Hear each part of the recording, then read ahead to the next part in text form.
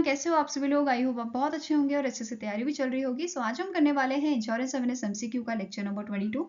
अगर आपने इसका प्रीवियस पार्ट नहीं देखा है तो आई बटन पे आप क्लिक कर सकते हैं, यहाँ पे आपको इसका लिंक विजिबल हो जाएगा। एंड इस लेक्चर की जो पीडीएफ है वो हम शेयर करेंगे हमारे टेलीग्राम चैनल पे, जिसका लिंक हमने डिस्क्रिप्शन बॉक्स में दिया हुआ है। आप इसे ज्वाइन कर सकते हो और सारी पीडीएफ यहाँ से आपको डाउनलोड करने को मिल जाएंगी, ठीक है। और साथ में ही जो आपके फाइनेंशियल अवेयरनेस के टॉपिक हैं वो हमने कवर किए हुए हैं बैंकिंग एंड फाइनेंशियल अवेयरनेस की प्लेलिस्ट में, जिसका लिंक भी मैंने डिस्क्रिप्शन बॉक्स में दे दिया है। आप जाके चेक कर सकते हैं और अपने कॉन्सेप्ट क्लियर कर सकते हैं। सो चलिए जल्दी से स्टार्ट करेंगे आज का लेक्चर। पहला यहाँ पे आपको क्वेश्चन है, RBI that is Reserve Bank of India decided to expand the scope of TReDS platform by allowing the insurance company to participate as a fourth participant the trade stands for. तो यहाँ पे आपको full form पूछी गई है trades की। Answer आपका क्या हो जाएगा? TReDS receivable discounting system. Answer is option number B. अब जो ये प्लेटफॉर्म है ये इलेक्ट्रॉनिक प्लेटफॉर्म होता है फॉर फैसिलिटेटिंग द फाइनेंसिंग और discount of trade receivable of MSME that is micro small and medium enterprises through the multiple financiers. अब ये क्वेश्चन आपके दिमाग में आ सकता है कि एट प्रेजेंट ट्रेड्स के कितने प्लेटफॉर्म जो है वो वर्किंग है। तो टोटल यहाँ पे 4 प्लेटफॉर्म है इसके। एक है invoice mart, second is M1 exchange, third is RXIL and fourth is C2FO receivable, जिसे रिसेंटली ही कुछ टाइम पहले ही आरबीआई ने अप्रूवल दिया था, ठीक है। तो यहाँ पे एक क्वेश्चन आपका ये भी बन सकता है कि इन ट्रेड्स प्लेटफॉर्म को अप्रूवल कौन देता है? तो आरबीआई, ठीक है। नेक्स्ट आपका क्वेश्चन क्या है? As per the IRDA regulation a surveyor has to be appointed within a dash hours और a day of recipient of the claim intimation from insured. जैसे इसमें यहाँ पे क्या बोला जा रहा है, जैसे कोई पर्सन है पॉलिसी होल्डर, ठीक है। लेट्स टेक द एग्जांपल कि इसकी डेथ हो जाती है, ठीक है। तो इसके नॉमिनी क्लेम करेंगे इंश्योरेंस कंपनी को। तो अब इंश्योरेंस कंपनी जो है कंफर्म तो करेगी ना कि सच में ये क्लेम जो कर रहे हैं वो सही है कि नहीं। तो ये यहाँ पे एक सर्वेयर भेजते हैं, ठीक है। अब सर्वेयर कितने टाइम में जो है अपॉइंट किया जाता है? तो आंसर आपका हो जाएगा ऑप्शन नंबर सी, 72 आवर्स में, ठीक है। अब यहाँ पे जो ये टाइम लिमिट दी गई है वो दी गई है IRDAI के रेगुलेशन 2002 में, ठीक है। ये भी याद रखना है आपको। Now next question is the amount of loss associated with the average insurance claim is known as. तो इसे हम बोलते हैं एवरेज सीवियरिटी, ठीक है। हम इसे क्या बोलते हैं? Average severity. Answer is option number D.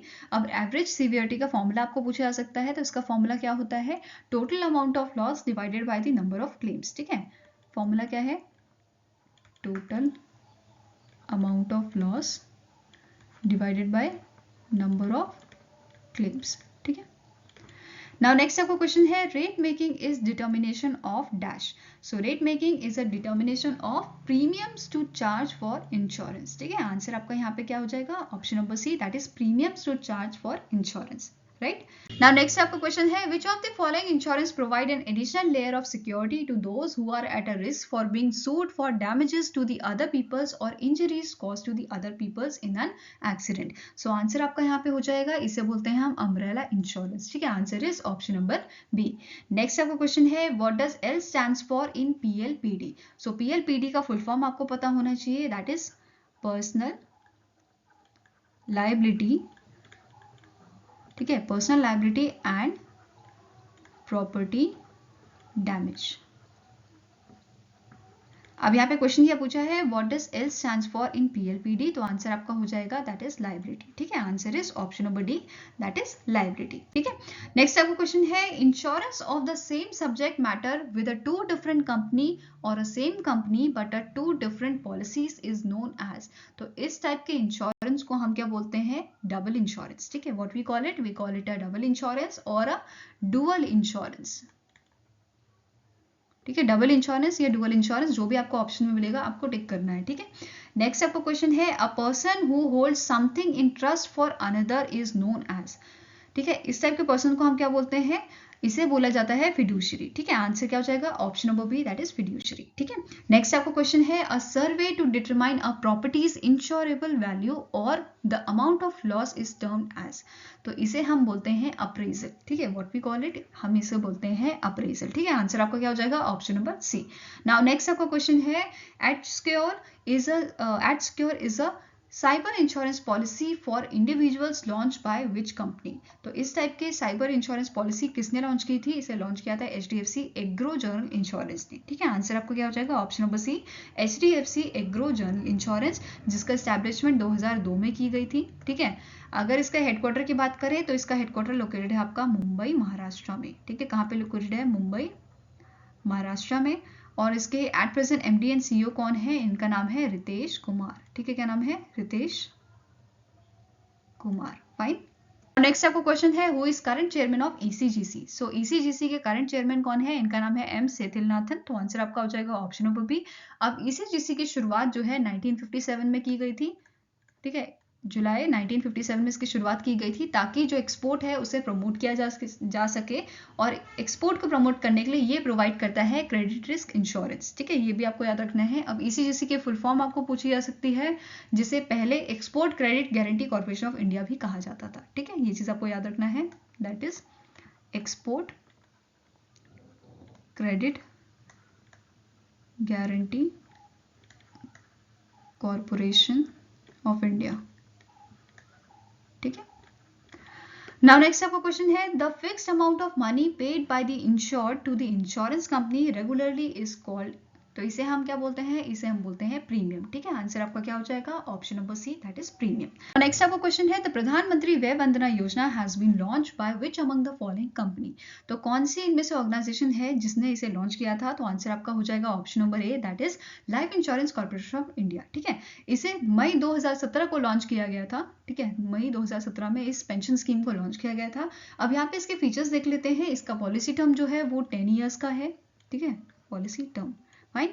अब यहाँ पे मिनिमम एज आपको पूछी जा सकती है। मिनिमम एज इसकी जो है वो है 60 ईयर्स।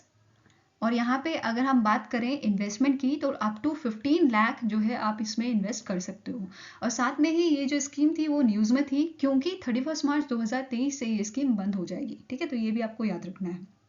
Now next आपका क्वेश्चन यहाँ पे है, IRDAI has permitted the life insurance companies which have completed dash years of operation to raise the capital through initial public offerings, that is IPOs. So यहाँ पे जो है कितने साल का यहाँ पे ऑपरेशन होना चाहिए लाइफ इंश्योरेंस कंपनी का, तब वो एलिजिबल होती है रेज करने के लिए कैपिटल थ्रू दी IPOs। तो आंसर आपका यहाँ पे क्या हो जाएगा? That is 10 years. ये आपका जो ड्यूरेशन है वो कितने ईयर्स का है? 10 ईयर्स का। फाइन। नेक्स्ट आपको क्वेश्चन है, the government has hiked the investment limit under the senior citizen saving scheme to dash from 1 April 2023। So यहाँ पे जो इन्वेस्टमेंट है वो बढ़ाई गई है 30 लाख की। पहले ये कितना होता था? ये होता था आपका 15 लाख। ठीक है, ये आपको याद रखना है। तो ये इफेक्ट में कब से आएगा? 1 अप्रैल 2023 से। अब यहाँ पे आपको नोट करना है इसकी मिनिमम एज इसकी आपकी है 60 ईयर्स की। ठीक है, अब यहाँ पे जो टेन्योर है, पॉलिसी टेन्योर, ये कितने का है? 5 ईयर्स का यहाँ पे टेन्योर है, और इसे आप फर्दर एक्सटेंड कर सकते हो कितने साल के लिए? 3 साल के लिए। ठीक है, ये चीज़ आपको याद रखनी है।